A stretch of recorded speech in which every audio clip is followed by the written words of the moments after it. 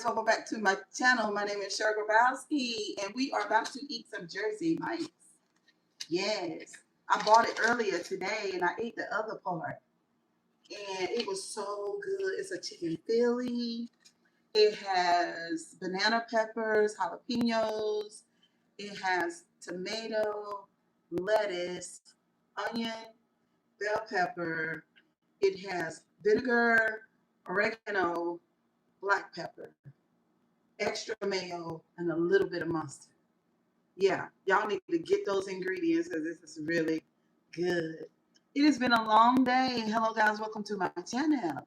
And listen, if this is your first time stopping by, and this is the first time that you've seen this cutesy face, do yourself a favor and subscribe to the channel because this is a fantastic place, guys. I really like it. If it wasn't me, I would watch it. I would watch the channel because, it's just an interesting and positive, mostly positive, great place to be. We talk about narcissistic abuse, and we are certainly empaths over here, recovering empaths. And I think most people got the wrong impression of what an empath really is. I really think so. I think they think that empaths are angels, but we are not. We're special though, but we're not angels. Mm-mm. Mm.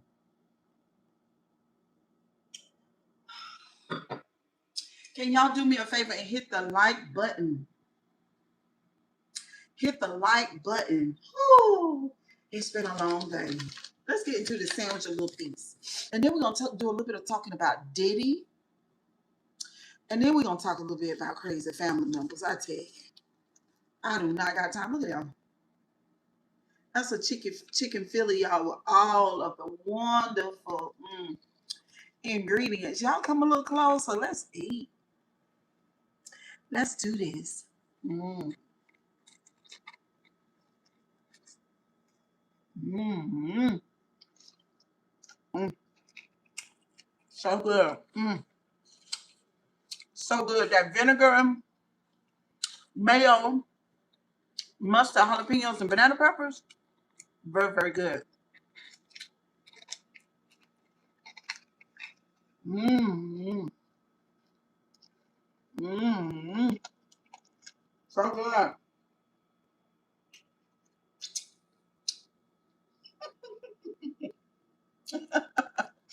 Am I the quit smoking weed lady? Yeah, I guess I am. How you doing today? Mmm. Oh. And I ain't smoke no weed now. I've been working. I can't pronounce your name. Go down. Bout. About to go down. Mmm. Mmm. Herbal. Mmm.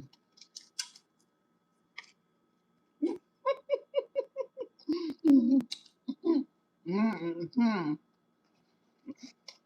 All right, I guess we about to block somebody. Mm-hmm. I don't look good. It's so good, honey. Where my moderators at? Mm-hmm. Y'all, that chicken Philly. Mm-hmm. I guess we got some bots in here. Stop doing that, before I block you.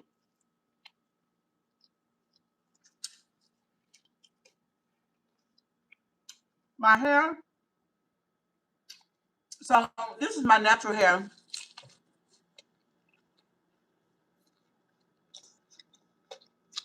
All right. Let's just gonna get the person out, child. Goodbye, you block. I told him not to do that. Mm. Oh, okay. Good gracious.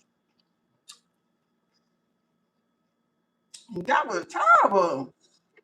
What is going on? Oh, Lord. Somebody's spamming time.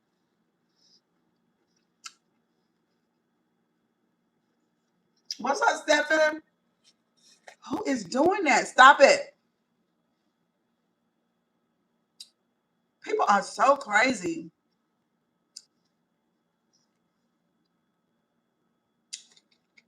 Mm-hmm.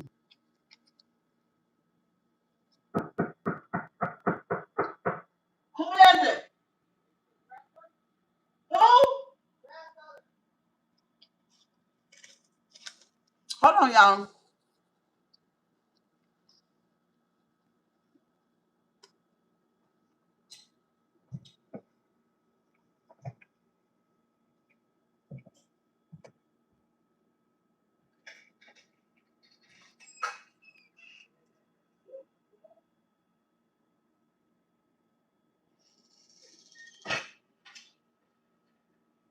Boy, you can't do all that. Just cut the grass. I already told you come cut it.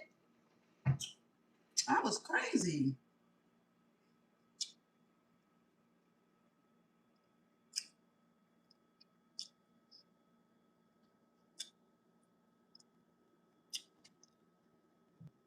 There we go.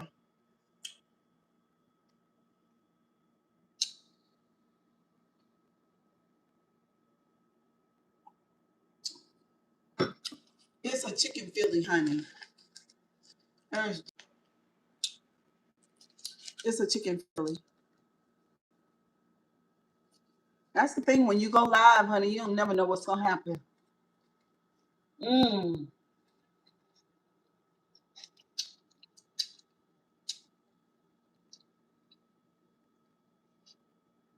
Mm.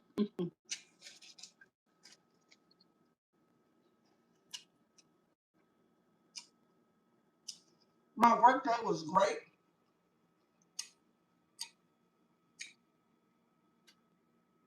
It was a wonderful work day. A beautiful Monday.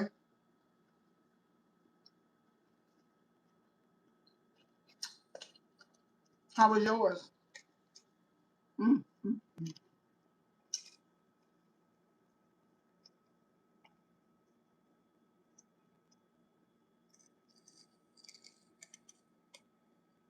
Mm. Mm.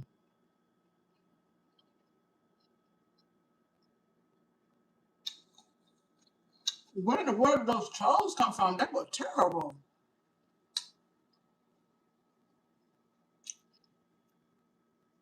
I think they'd be from another country. They do look so crazy.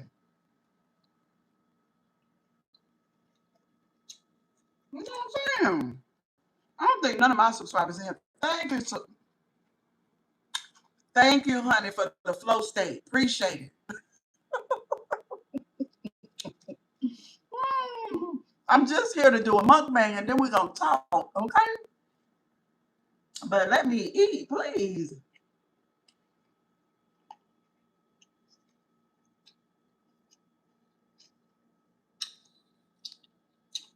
I had to block the person. Oh my God. Honey, people coming to you as a content creator. Let me just talk. When you hit the live, it's a sandwich, a sub. It's a chicken Philly. So when you hit the live, you never know who's gonna be in the chat. You never know if it's gonna be a lot of subscribers or supporters or haters or trolls. You never know. You know, that's why some people don't do live. Mm-mm. Some people don't do live because they ain't got no time. But that's what be going on. So, you know, it is what it is.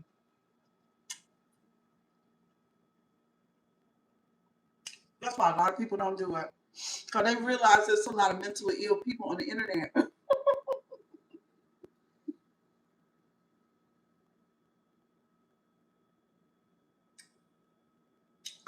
They realize that they're probably handicapped and they ain't got no money and they don't have a life. So they come in people's chats and do stuff, you know, stuff like that. You know what I'm saying? especially if they grown. It's sad. But anyway,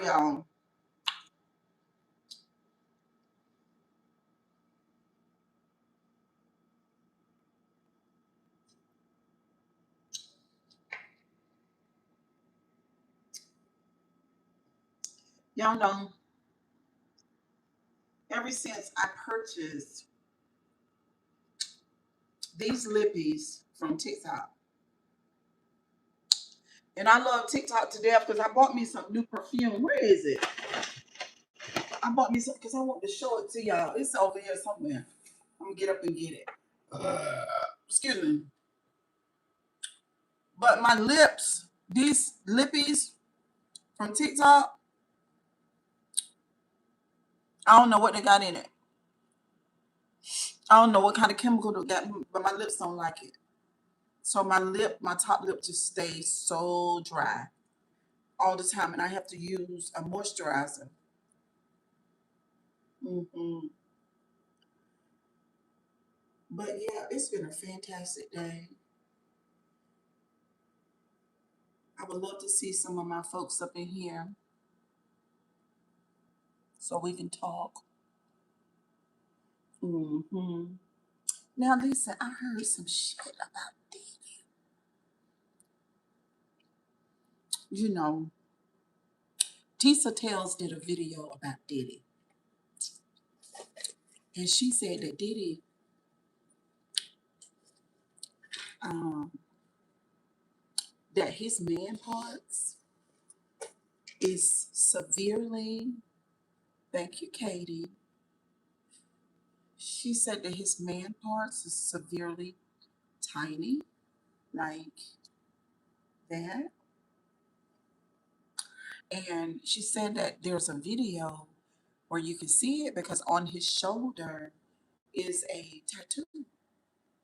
And then the man in the video had his exact tattoo, and his voice sounded like his. He dark skinned, so you really couldn't really totally identify his facial features. But Tisa Tisa Tell said that that Diddy is really suffering from. There is a condition. Um, I don't know what you call it, but when an adult male has a really super duperty tiny penis, it causes severe mental illness, and those men can be very mean. You know, um, like what's his name? Hitler. He had a little tiny one too. So the doctors and stuff are trying to figure out, the correlation between the meanness, the hatefulness, and oh, that's my client. Good evening, Cheryl. Okay, I'm gonna hit her back in just a minute when we end this live. But the correlation between the really tall penis, the really small penis, and the meeting, great meeting you today, and the men that hate and hurt women and people. Um,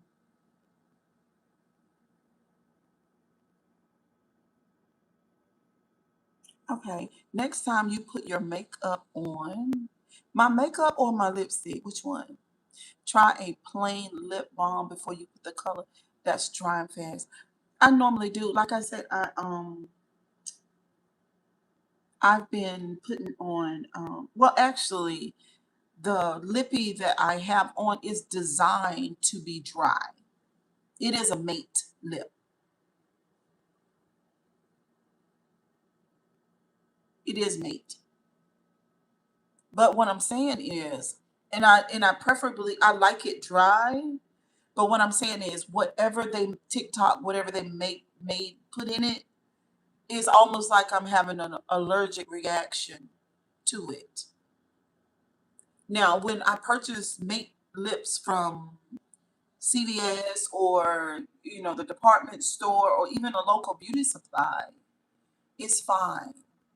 But TikTok is bothering, yeah, mate, is bothering my lips. I hate to say, but I bought this beautiful perfume, and I'm gonna have to get up and show y'all. But yeah, Diddy and this small penis, it's reported that, and my thing is, I mean, people can verify if it's true or not because he in jail. So you don't have privacy in jail. You gotta pee. So the other men around you gonna see it, and you have to take a shower. That's the only thing that bothers me. Maybe you should use it then. LOL. Well, listen, sugar mate. Listen, baby. I got 14 lippies. Okay, and I love these shades like you. You said you like the combo. Okay, I'm back. I love these shades, and so I'm gonna wear them until they're done. Not questionable. I'm gonna wear them. Okay. Um, and some people say matte, and then some people say mate. Don't do that. You do not own the patent to that word. Like, I don't know where you from. Like, people pronounce things differently. So I don't know where you're from, but don't do that. Because we say Matt and we say mate. We say both. Hmm. We say both. I was just saying because you were saying it was irritating your lips. Well, yeah, duh. That's just like saying that, okay, I bought a pair of shoes and I love these shoes. They fly as I don't know what, but they hurt my feet. I don't care nothing about no hurt my feet. I'm gonna wear the shoes. Especially if it's a bad heel that I love. My feet have always hurt in heels. It doesn't matter. If I love the shoe, then I'm just gonna deal with the pain. So that's how it is with the matte lip. It's the same. You see what I'm saying? I'm not saying I'm not gonna use it because I am. I mean, I love the colors. All right. And so yeah, the Diddy thing, you know, um, it's just given, like, to be honest with y'all, I done had a lot of trouble out of men today in general. I don't know what's going on with the moon. I don't know what's going on in this world. I don't know. But I've had lots of problems with men today. Men that have been out of pocket, men who have been emotionally dysregulated. It's been men all day, negative, terrible men. You know, it's just a big problem, and I think other healthy men are saying the same thing. They're saying, but I wish more of them would check the other men in their lives and let them know if you are speaking to a woman in a terrible, negative way, then you need to change your fucking behavior. If you are criticizing women, if you are trying to bully and intimidate women, if you are calling women out of their name, if you are exploiting women for anything, hey, Nikki Boo, anything that they have, if you're exploiting them for finances, if you're even exploiting their empathy, fucking stop it. You understand me? Because men don't understand that a lot of people have, well, before I say that, let me say this. I want men, when they know that they have all kinds of toxic men in their life, whether they are casual friends, whether they are fraternity brothers, whether they are co-workers, employees, or whatever. Get your men folks straight. I'm not saying this to women. I'm saying this to men. Get the other men in your life straight now. Because right now in 2026, nothing matters outside of women. Women are everything. I hate to tell you, but it's the truth. Women are everything. Women are spectacular. There's no other species on the planet that's better than a woman. Don't y'all know that today, just I want you to think, just today, if every woman decided to close, if she's a woman, I'm not talking about girls. This conversation is not about girls, but still the same principle applies to females, all females. But what I'm specifically going to speak on, I'm talking about women. But if she decided to close her legs, then humanity would cease to exist. That's how serious it is. There is nothing more important than women. Nothing. Nothing. And I need men to understand that and then govern themselves accordingly. I really do. What I experienced today from men is a shame before God. But the generations before us, they didn't know how to properly deal with men. Do you see what I'm saying? No, you don't need both equally. You don't. You don't. Because of what's going on in our world today, and we know who all the leaders are, okay? Because men are mostly in control. They're mostly in control when it comes to um, positions in politics and also when it comes to the military, okay? And what I'm saying is, look at what's going on. Look at the state of the entire world, and men are in charge. That picture right there, once you look at that picture, that lets you know what's going on. Now, for the healthy men that understand that we need a whole lot of female leadership in this world, we need women in charge really bad. And in my personal opinion, I don't know how you see it, but you can see it however you like, because this is my channel, this is my perspective. We need a whole lot of black and brown women in charge all over the world. All over the world. Because right now, the world is lacking morals, ethics, values, and character. Right now, the world is lacking ethics, morals, values, and character. Right now. Right now. The world is lacking. That means the world is going without. The world is going without. Could y'all imagine that if you had women in charge who cared about those things? Did y'all see that? Hope y'all didn't see that. Who cared about those things and then made every decision based on those things, what this world would be like or what it would look like or what it would feel like. Nikki, did you see that?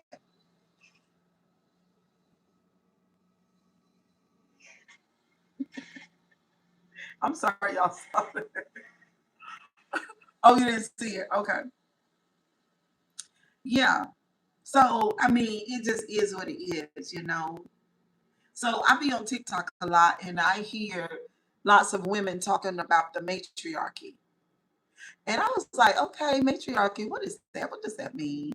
That just means women in charge. So, the matriarchy is opposite of the patriarchy, which is men in charge, right? But in our lifetime, we've mostly seen men in charge. And then we have a massive group of women who are male centered. They are male centered. So they're just like me, like how I used to be, because I didn't realize that women were in charge first. I didn't know that. Do you not did you guys know that women were in charge first? That everybody did what the women said to. Did y'all know that? And then somewhere in time, everything changed. Yeah, that's how it used to be. I want it to be like that again, all over the world. Hmm. But everybody say it's returning. It's going to return to that. Women are going to be in charge again. And I think when the patriarchy took over, it was violence. They used violence to do it, you know? So I don't know how women will be in charge again. But on TikTok, you hear a lot of men saying, God knows we want women to be in charge. Thank you, Drew Miles. I got my real hair out today. Honey, it's giving density. Y'all see my gray? It's giving density. I'm talking about you can bounce stuff off of it. See what I'm saying? It's just giving density. You love it? Thank you. But yeah, this world will be a much better place. And let's talk about men centered. So, me personally, I guess I used to be men centered too. I think I was. But the thing about my life, which is, well, I find women that I meet in my life who have kind of grown up the way that I did. And so in my house, it was not really that much male centered. No, because my mother was in charge. My mama was in charge at my house. And so in my 38 years of being a cosmetologist, meeting so many women, other women, I've met lots of women who their mom was in charge too. And so my life was not male centered. You know what I'm saying? Um,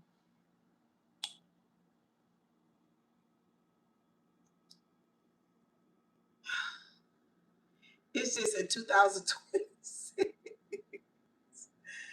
It's 2026, y'all, and my views, I swear, from thank you, remain confident one. Thank you. Say I love your hair, Cheryl. Thank you. It's so dense, girl. I mean, I don't know if you're a girl or a guy. I don't know, but I don't know what I'm gonna do with it. But yeah, in my house, um, my mama was in charge, and then I got into religion, and then it told me that God was a man, and that women were supposed to do what they were told. And then for the next 17 years, I was in hell, literally. I suffered greatly, came down with a bad autoimmune disease. Oh my God. Because I was living outside of what was natural for me. And it hurt my body, my mind. It hurt the whole thing.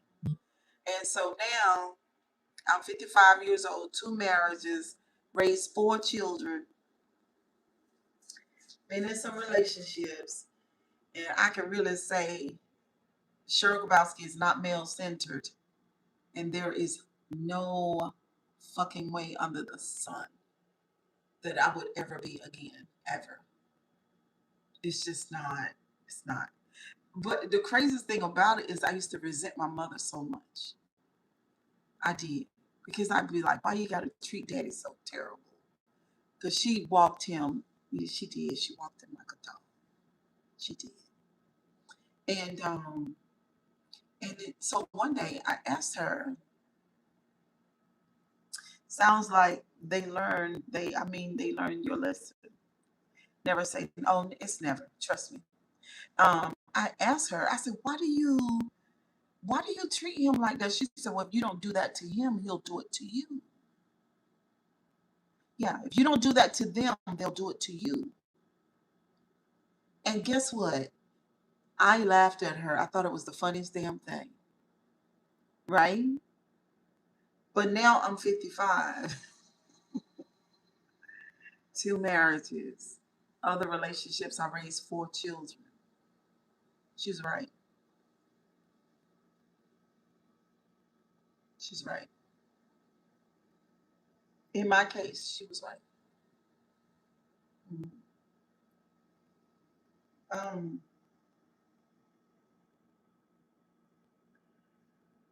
Men have been mean as fuck to me today.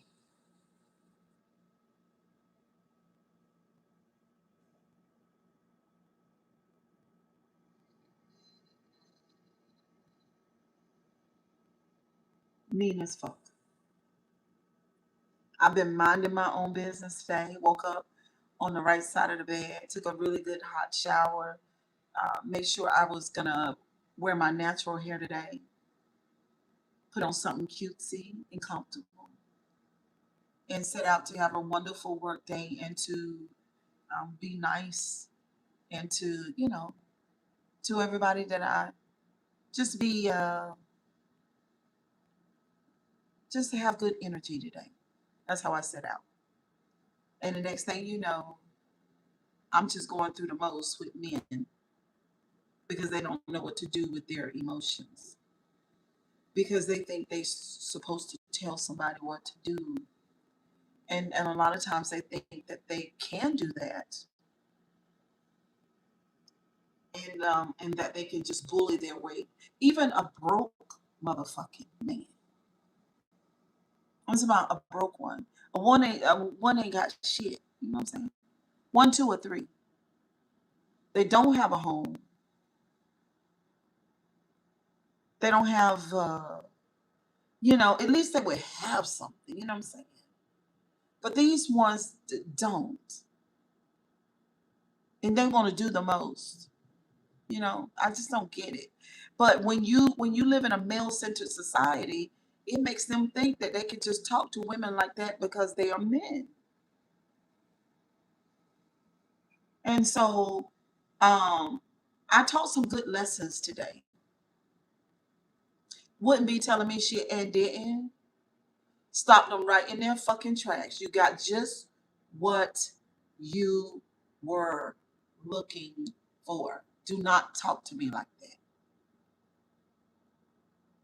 And the thing, what's up, Remington?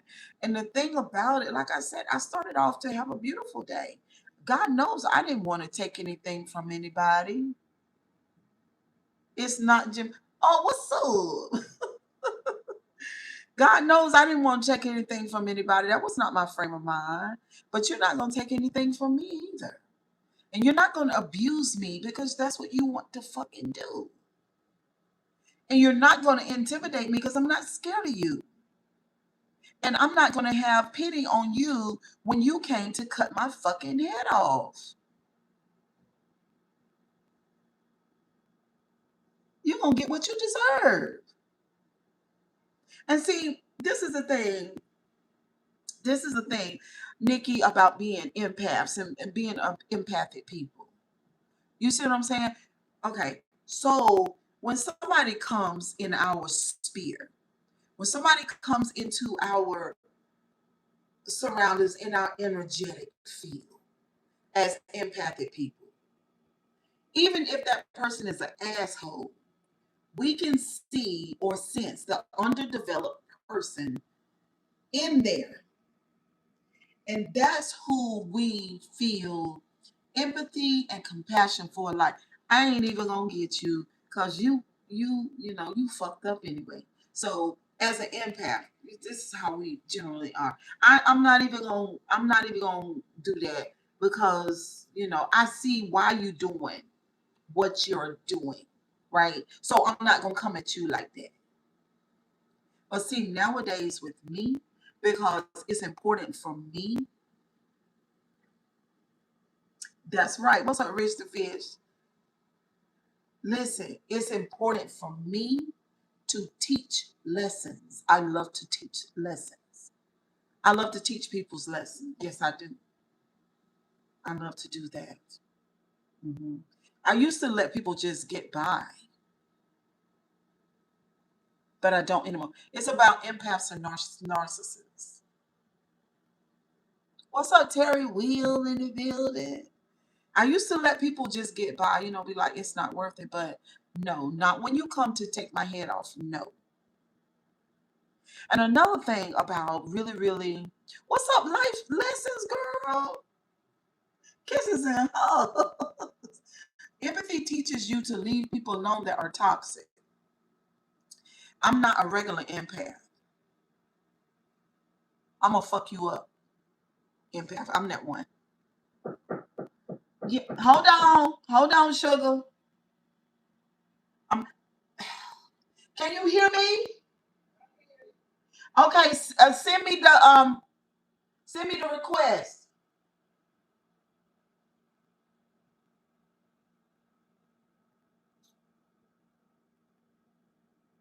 Are empaths and narcissists opposites?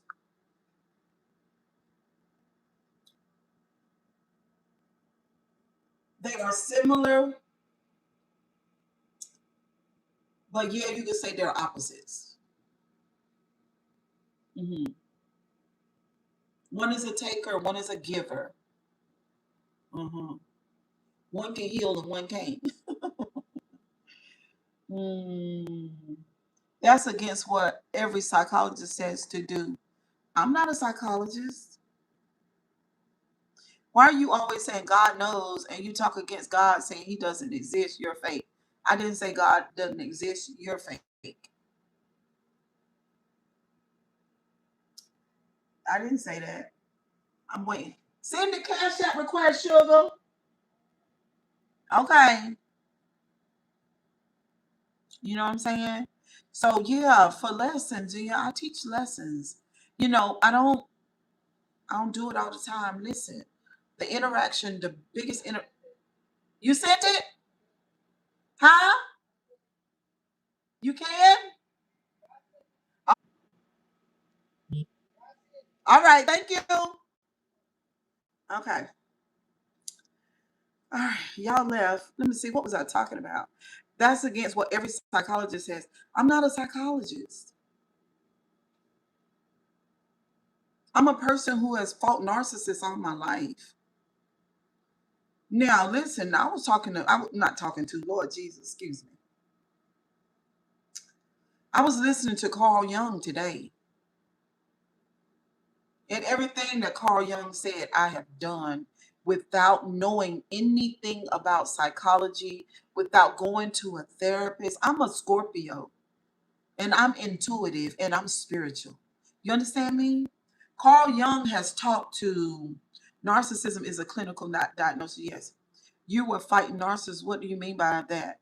I'm an empath. How did you get access to their medical? Well, if you know anything about narcissism, most of them are not diagnosed. The evidence of their narcissism is their empath, the person, the intimate partner who was with the narcissist. Also, I come from a narcissistic family, very much so. So there are only a small percentage of people who have been diagnosed as a narcissist because narcissists are not going to therapy. Their narcissism won't allow it. Their narcissism tell them that they're not a narcissist, and there's no way for them to even do that because their narcissism. You hear me keep on saying their narcissism, right? So their narcissism tells them that they are perfect. I don't have a degree. How many times I keep on telling you that? Get on. Lover said correct. Thank you. It's crazy when people come into the chat and they say, "What's your degree? What's your degree?" My degree is living a life and fighting narcissists before I even knew what narcissism was. Not the behavior of narcissism, but the no, not the behavior. That's not what I'm saying. The terminology, because I'm not a psychologist or a psychiatrist. I'm not those things. I didn't go to school to understand personality disorders and mental illnesses. I didn't go to school for that. But I was in school. I was in a life class. So I was around it my entire life, not knowing what it was though, not the technical terminology for it. But listen, I listened to Carl Jung a lot. He was one of the best psychologists in the fucking world. Okay? And I promise to God, everything that Carl Jung says about narcissism, I've seen it up close and personal. And everything that Carl Jung says that empaths do in the dynamic with narcissists, I've done those things. When Carl Jung talks about going no contact, I remember when I did that. I remember being in the relationship with the narcissist. I remember what it felt like. I remember all of the things that narcissists do to you. I remember, I know that you get sick. A lot of times you come down with autoimmune diseases, more than one. A lot of people have 3 or 4. I remember like all of that. Everything that Carl Jung says, I remember the love bombing, the devaluing. I remember the blaming. I just remember all the gaslighting. Oh my fucking God.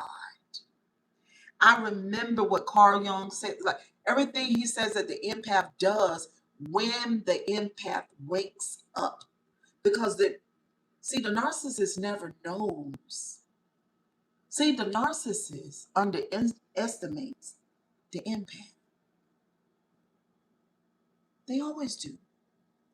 The narcissists are takers. They are beggars and takers. Um, they cheat. They are not loyal. They cannot uh, they cannot create intimate bonds. They cannot be intimacy is a threat to their narcissism. They will sabotage the relationship and cheat because of the level of uncomfortability when it comes to intimacy. They cannot be intimate with you. They cannot love. They cannot. Um, Carl Jung talks about the supply being the narcissist supply. So the narcissist can have all kind of supply, but when he lands or she lands a super empath, they're in trouble. That Carl Jung calls that a life contract. You just signed a life contract, Mr. or Mrs. Narcissist, and you don't realize it. But this thing will change you forever. And it might even injure the narcissist so bad that it creates fractures in the brain and they may never recover. But see, the empath will recover. They will recover. Because, like I said, I didn't know Carl Jung back then. I didn't know Dr. Romani in those days. I had no idea about what that was. But intuitively and spiritually, I did everything that those people say the empaths do. Everything. When I read and digest the information on narcissism and empath, I am looking at the playbook of my life. And it is extraordinary. And for me to be able to do the things that Carl Jung, after studying thousands of people and counseling thousands of people, and he document what's going on with the empath in the narcissist dynamic, what happens between the two of them, then I look at the his information. I say, oh my God, that's my life. That is my life. Mason Chase, yes, I am. I have been here for 2 years. Okay, y'all talking. Are you a long-time supporter? Mason, remember to like the Miss Cheryl for more intellectual gems, conversation, friendship, and food. Mason, I love Mason so bad. He knows that. Um, yeah, I mean, my thing is like I don't have a problem with my reflection, right? So I'm saying if I'm reading information from the DSM, or if I'm reading Dr. Romani's book, or I'm watching one of her videos and I'm listening attentively And this is the thing. Nobody held my hand. Y'all don't understand. Nobody held my hand. No, not a client of mine. No client or anything ever said to me, no relative or anybody ever said to me, no friend or cousin or nobody ever said to me, Cheryl, I think you're with a narcissist, darling. And I think you're an empath. And you need to check into it. It's all good. Her choice, and I don't come in mine, so I don't mind. Cheryl, how do you know that you're not a narcissist? I don't know. I don't know that I'm not. I don't believe that I am, but I don't know. Do you see what I'm saying? I have not, what do you call it? I've gone through some screenings. You're welcome, Mason Chase. I've gone through, I've asked, what do you call it?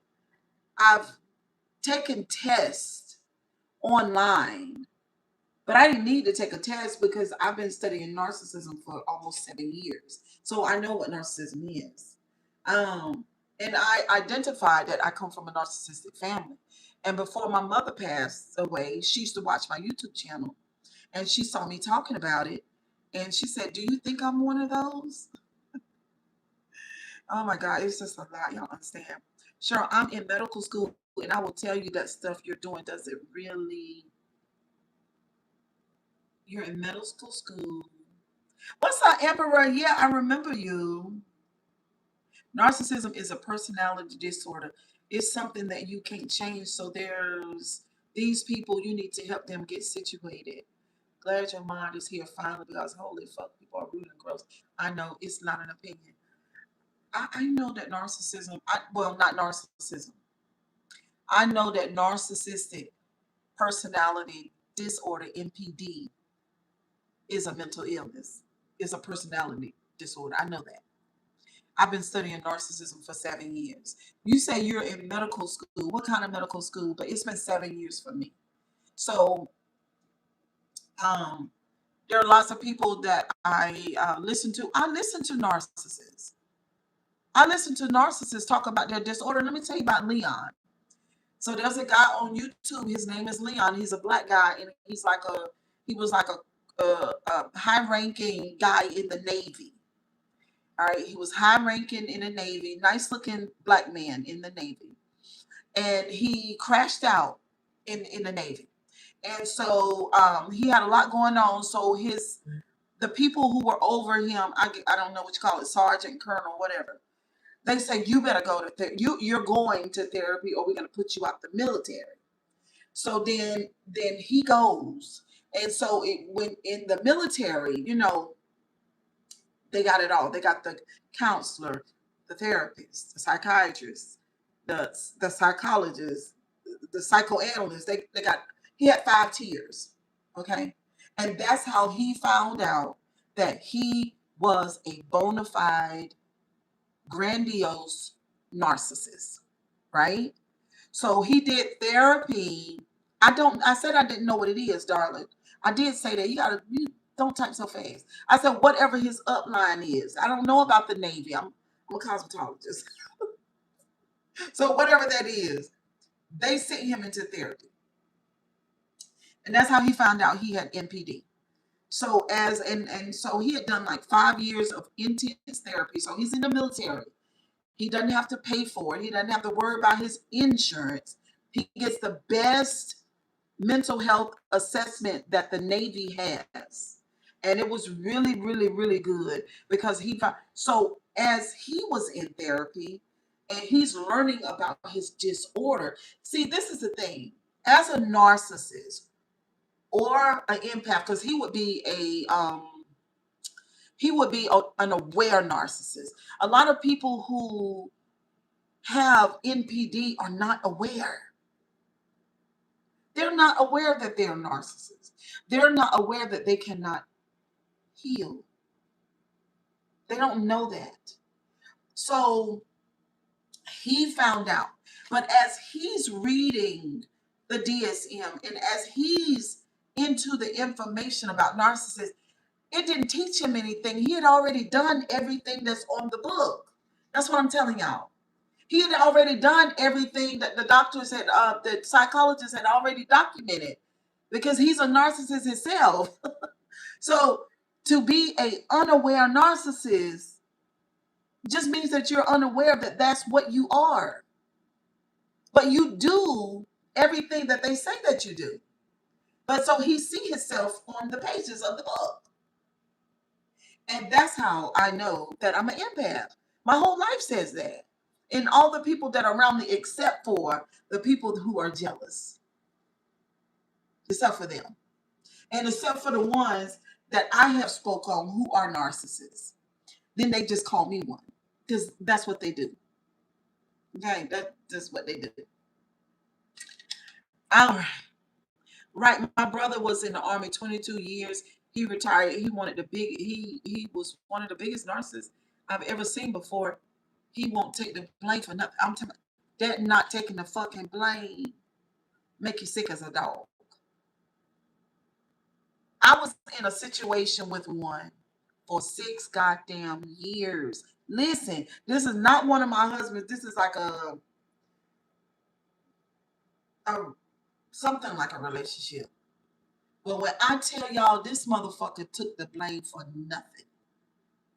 I'm talking about we had so many ups and downs, and I was so crazy for this guy. It was the you talking about my husband and his narcissism, big lesson in my life. But this situation, I'm talking about when you can never be accountable for any fucking thing, and you can't say, well, yeah, I started that shit. Yeah, I did that. Or that was on me. You can never do it. You always, what they call, blame shift. You throw the blame on somebody to the point where the person that's dealing with you, they get tired and they say, oh, yeah, well, just to keep the peace. Well, I didn't mean to upset you. I'm sorry. Yeah, it's a nightmare. It's very nice. They get me 2 times a month. I recommend. Um, yeah, it's a lot. It's a lot. And so I be talking to my daughter a lot about the narcissism, right? And she was like, "Well, Mama, our is real change possible for them?" Mm-mm. Now, listen, Leon. We don't talk about Leon because I listened to Leon. I don't think I've listened to Leon in over 3 years, but I did listen to him for 3 years, and so everything he put out, I listened to, right? And so he can catch his behavior. Have y'all ever heard of Mr. Mental Illness right here on YouTube? He's a narcissist and he's self-aware and he teaches about narcissism. He is self-aware. Okay. Okay. And so he still does all the stuff that narcissists do. He still do it. He just can control it more and is more aware of it. You know what I'm saying? He still experiences narcissistic rage. He still does it. You they can, I mean, so people say, why can't they heal? There is a part of their brain that is underdeveloped. So they grew and got older. And this part of their brain was supposed to develop in the childhood. And so once they get beyond the childhood, there's no way to go back and fix that part. You can't fix it.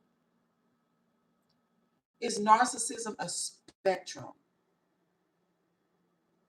It's slow and it requires maintenance, but it's absolutely possible.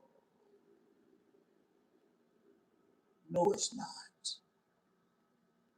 Cheryl is the biggest narcissist on the internet. Listen, no, it's not, y'all. Now, the DSM might say that, but there is a teacher of narcissism. I've been giving y'all some good names too. Y'all need to look up some of these people on YouTube, and he's a narcissist himself. His name is HD Tudor, Tudor, and he's from Britain. He's British. I love his accent. So anyway, he created a school of narcissism, and he ranked it in everything. It's magnificent. So he is a narcissist and a psychopath, and he's been diagnosed ever since he was like 15. And uh, he says no. They could pretend to be better, but it's not better because you can't go fix that. You can't go fix that thing. You can't give them empathy. They can't love. They don't know what that is. I'm serious. It's almost like they are human, but it's almost like they're like android. It's sad, but you got to kick them out your life because they cause so much unrest and pain. You just can't. Miss Cheryl is an empath. I know because I've been here for 2 years. My first live stream with her, I thought she was one, and I fought her for hours.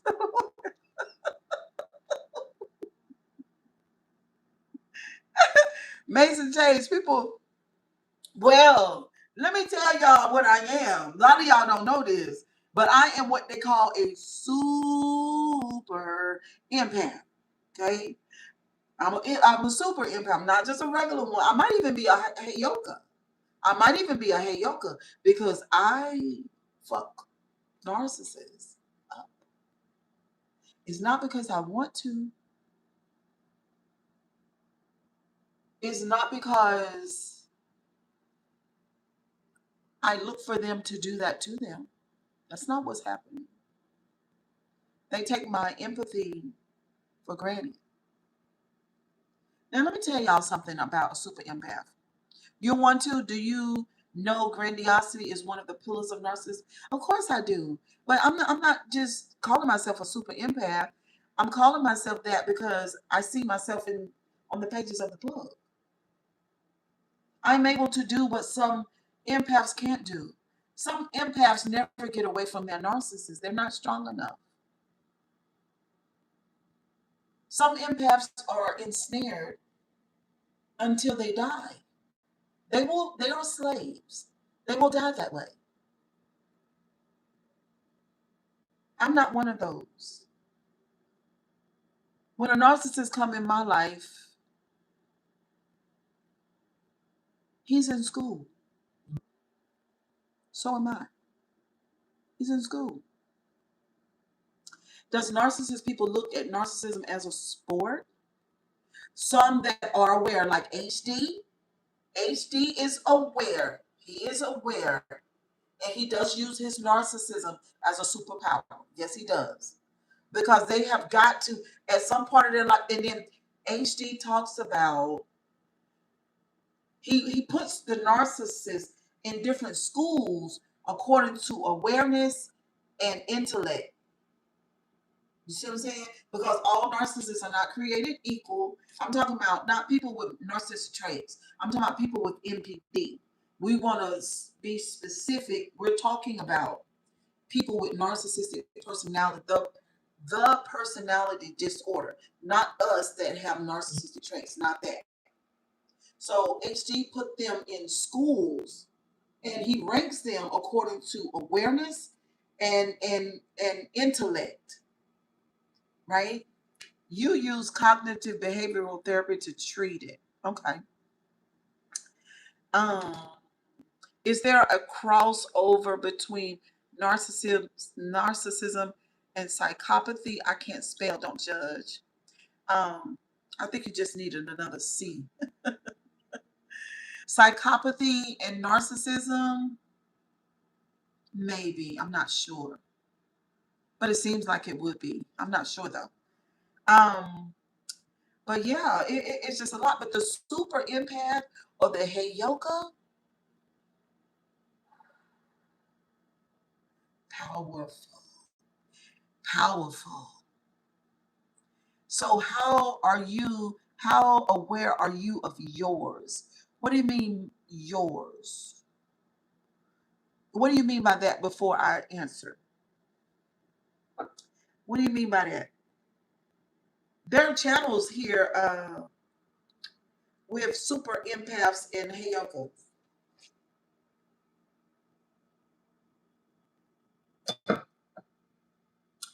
What are the criteria for empath?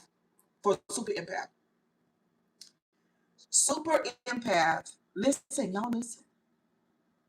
How aware are you of your own narcissism? I'm aware. That was part of my intro to my channel. That was part of my intro.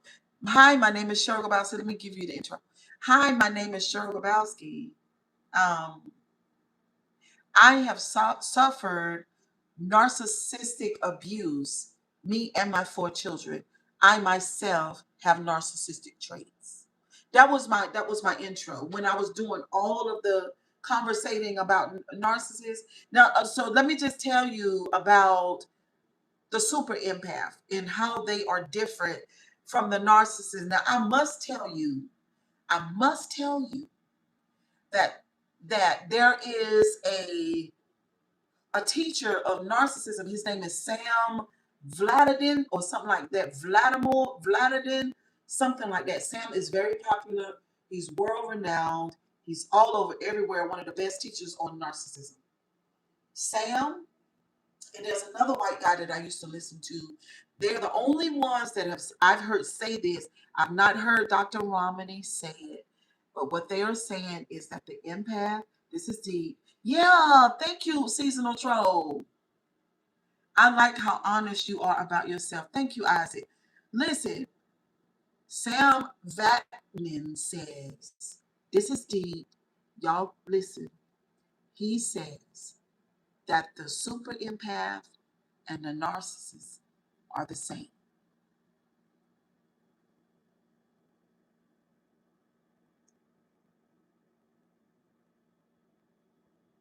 That floored me.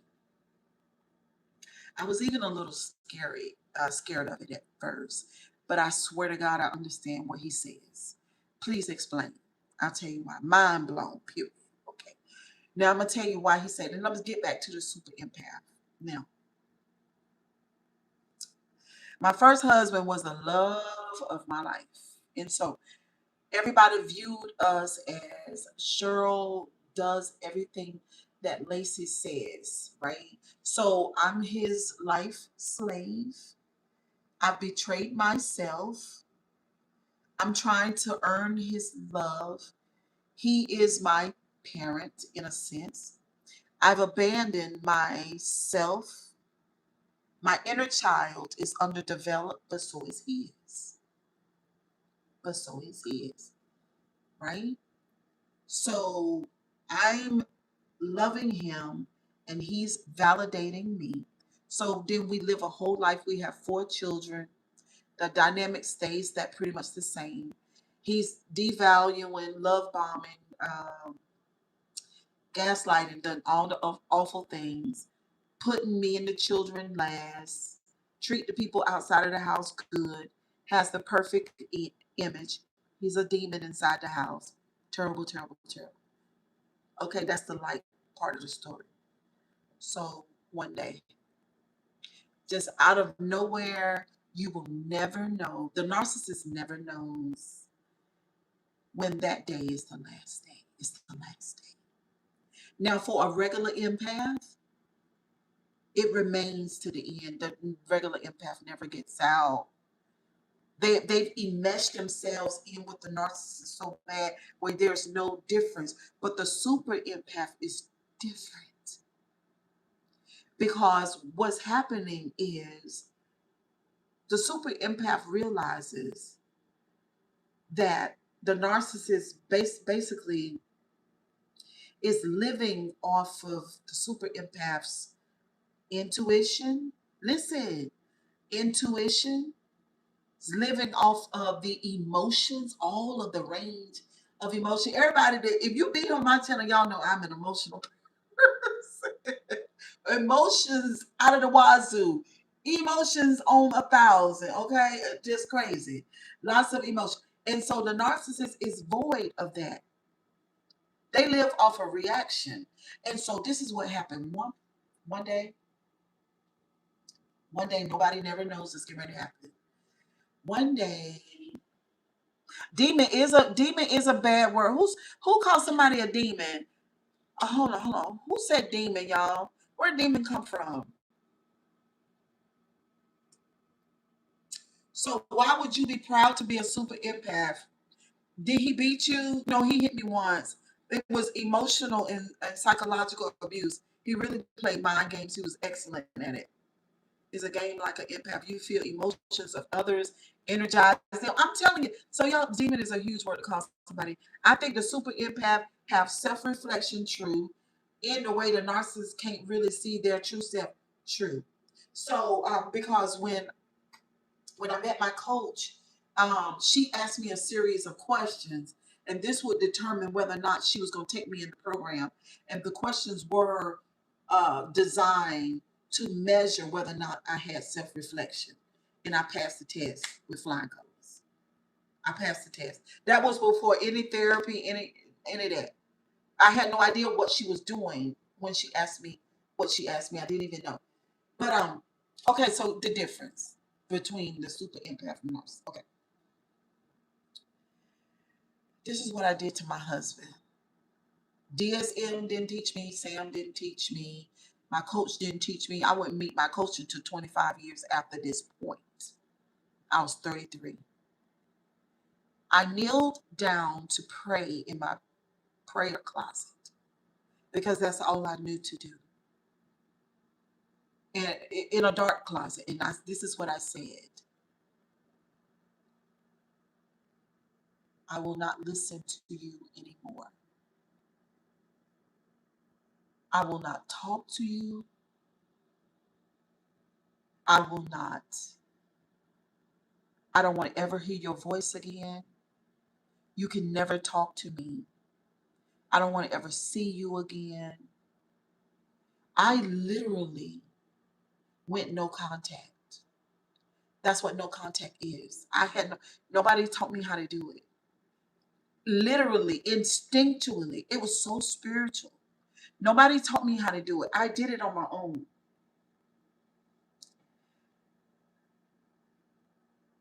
So, Carl Jung says, when the empath does that, what they are doing, they are pulling back your energy. You are taking your empathy and you are putting it in a vault because the narcissist uses the empathy. He exploits it.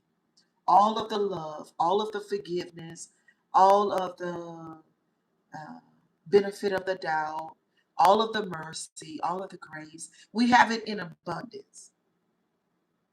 That's what the empathy does. That's why the narcissist loves it. So I pulled it back. I put it in a box, literally, while I was praying. I didn't know that that's what I was doing necessarily. But what I was saying, if you think about what I was saying, I will not listen to you anymore. I will not talk to you. I don't want to hear your voice. That means that I just cut him off and took my energy back. And because that's all I knew to do. But for the next 2 weeks, 2 months, 2 years, 4 years, 6 years, 8 years, 10 years, 20 years, it turned him into something else, something that I had never seen before. So that's why I said, without Dr. Romani and without the teachers, I've done all of this. I took my empathy back. Some empaths can't do that. They bleed until they die.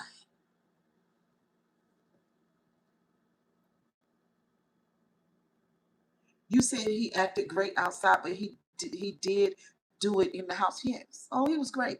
Let me say, mm, he was so great that people said that I was lying, and that they didn't know who was telling the truth. I crafted his energy. He didn't do it by himself. I did it too.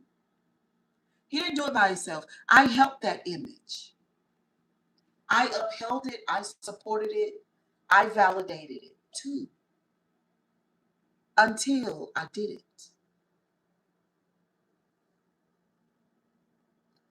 Um, Chat, if you're invested in the conversation, I just say I believe you 100%. Why are there so many narcissists and bipolar people nowadays? Because I don't remember this nat in the day. Okay, so let me ask you something. Because this is a question that my mama sort of asked too. How old are you? And guess what? They were back in the day. When I look back in the day, I remember I could see if y'all think y'all ain't alive, y'all think of 54. Okay, so you my age. So think about narcissists and their empath wives. Think about the couples. Think back on the couples. You'll see it over and over again if you really think back on it. They were there. Most of the time, these narcissists, there are generations of them. Like their dad, the granddad, and the great great granddaddy. All were narcissists. They must have called it something else. They didn't call it. I don't think they called it that back then. I don't think they called it that back then. That's the thing about it. They called it submission and normal, from my understanding. Oh yeah, it is something else. It is something. I'm telling you, it's been a journey. What's up, Eddie Kane in the building? Auntie, that better be an Italian sub with banana peppers and a Pepsi. No, it was a chicken Philly, and then I had some Hawaiian. But anyway, y'all, it's been a journey. It's been a journey. My first husband is deceased now. So, learning about narcissism and how a person becomes a narcissist. Of course, I know his story. I met him when we were children, and we were married, and we were friends at first. And according to his background, he was a narcissist. He was a wounded child. He was a neglected and abandoned and abused young boy. And it happened early. Just like the DSM says, just like Dr. Romney um, and the other specialists said, same thing. And I come from abuse as well too, and neglect. You are so right, Queen. You have to be a strong empath to pull back. They are totally lost when you show some type of strength dealing with a church member that way at church. Shut it down quickly, okay? I'm telling you, y'all don't know how powerful you have to be to get out.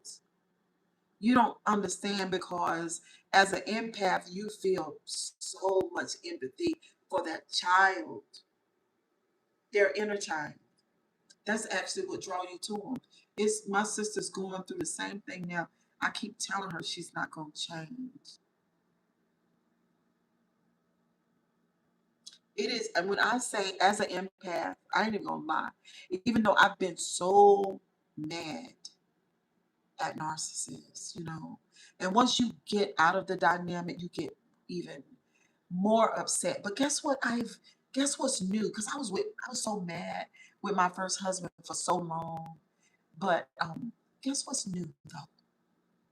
This is new for me. It's not been going on inside of my mind and inside of my heart for long. I'm not angry. So I don't feel the anger anymore because I really, really understand how fucking awesome I am. for being able to make it through these and to be able to be here to share it with social media. So it's a calling. It's so beautiful. And I love it. Can't y'all tell? I just love it. And I want, Etiquette Hush, I want all empaths to make it. And I had a conversation with an empath who's been with her narcissist for 40 years. She told me that she's not going to leave the relationship. She said no. She said, I'm going to stay with him. Did he try to use money for control? No, he used religion. I had the money. He used religion. He used the Bible. I was a devout Christian. He used religion more than anything. So, matter of fact, his narcissism and the religion together created a mighty powerful cord.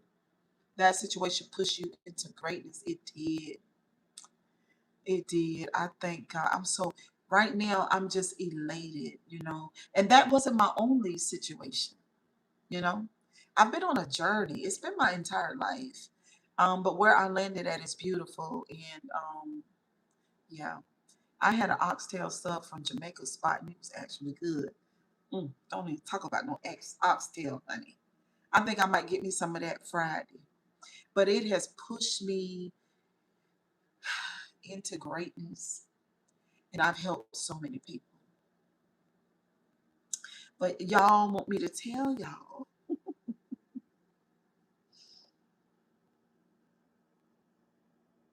what the lesson was really all about. It was never really about the narcissist. It was always about the empath. Y'all know how Dorothy's thing was. She wanted to go home. Right. And then the beautiful lady told her that she could have always gone home because home was where her heart was. Hey, Mr. Man. And so the dynamic with the narcissist, this is how I got out of the anger. That's why I'm not angry. The empath has betrayed themselves. Mm-hmm. Cheryl Grabowski at one point I didn't love my own self, partly because of my childhood, having to earn love. Sometimes when a kid, you think about a child with a dysregulated parent, y'all think about this. Think about this for 1 second. A 4-year-old, no, we're going to back it up to 3. 3-year-old, 3-year-olds.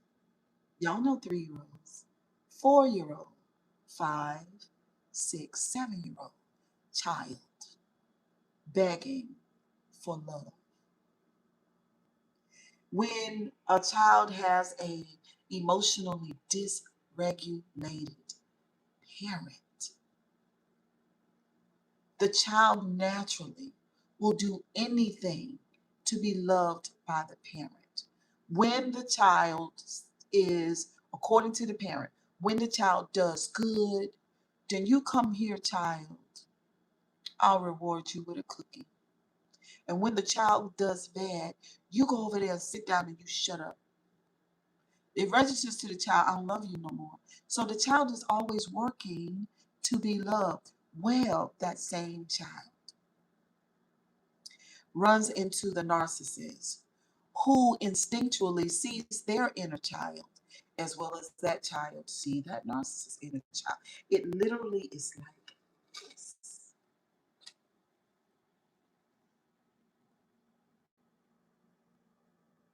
The narcissist's job in your life really was to show you that his dynamic with you is an outward reflection of the relationship that you have to yourself. That's all it is.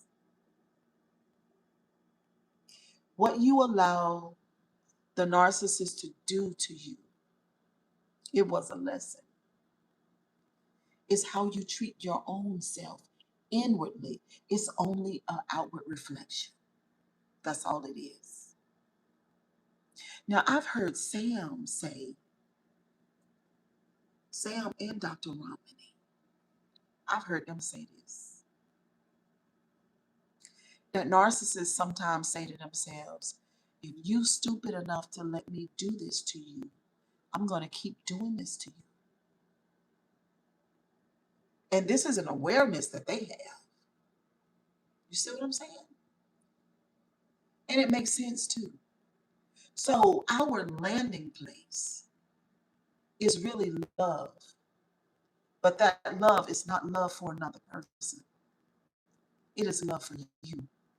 You loving you the way that your parent refused to. And that is a wound.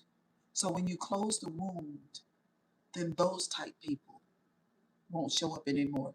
And if they do, you'll send them back where they came from. Because we're not doing that. What we're not going to do is to be in a relationship and there's no reciprocal love coming back.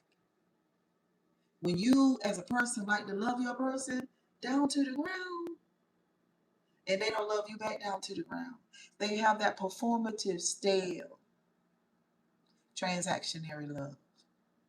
That type of love, the same as the parent. The narcissist says, you do what I say, I love you / validate you. But when you don't, I will take that away. It's the same exact dynamic to the childhood. Same one, same one, same one, same one. It's the parent and the child. And then you take that dynamic and you have that dynamic within yourself. And then when you meet your person, that's the same dynamic. It's the same exact one. But anyway, y'all tarry with that thought. Tarry with that. Because this is a soft landing. How do narcissists become narcissists? Were they born like that? Now, some people say that you can be born with the narcissism, a little piece, if the parent had it, right? But if you had a narcissistic child who was prone to narcissism, but they had a really good caregiver, empathic caregiver that would love and validate this child and kind of show this child love, then I don't think they remain that way. But most of the time, it happens through and with to narcissistic parents. Cheryl, when you was younger, did you cut any ex cars and tires? No, I'm not a cutter. When I was young, I braided my baby dolls, and then when I turned 17, I went to cosmetology school, got my license at 19, and it's been 38 years. It's been 38 years. Mm-hmm. But anyway, y'all, we had a good time tonight. Kisses and hugs, honey. Kisses and hugs.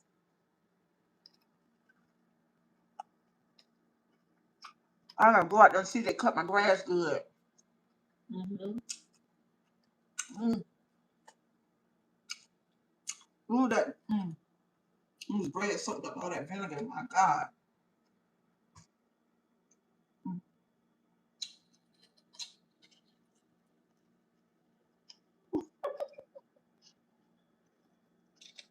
Thank you, Tim.